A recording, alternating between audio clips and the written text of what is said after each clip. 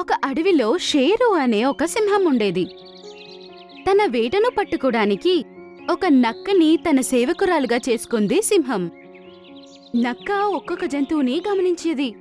జంతువులు ఒంటరిగా ఉండడం చూసి సింహానికి చెప్పేది.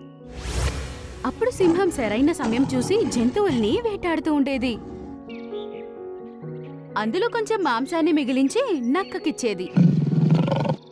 ఒకరోజు ఏనుగు, జింక, కోతి మరియు బాలు ఒక చోటు చేరి ఈ సమస్య గురించి చర్చిస్తున్నారు. కోతి చెట్టు మీద కూర్చుని నక్క రాకను గమనిస్తూ ఉంది.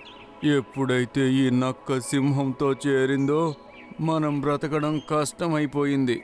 చప్పుడు కాకుండా వస్తుంది. ఏదైనా జంతువు ఒంటరిగా కనిపిస్తే వెంటనే సింహానికి చెప్పేస్తుంది.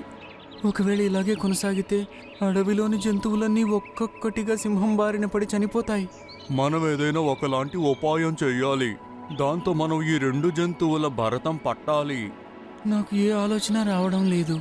ఒకవేళ మోటో జింక ఇక్కడ గనక ఉండుంటే ఏదైనా మంచి ఆలోచన చెప్పేది.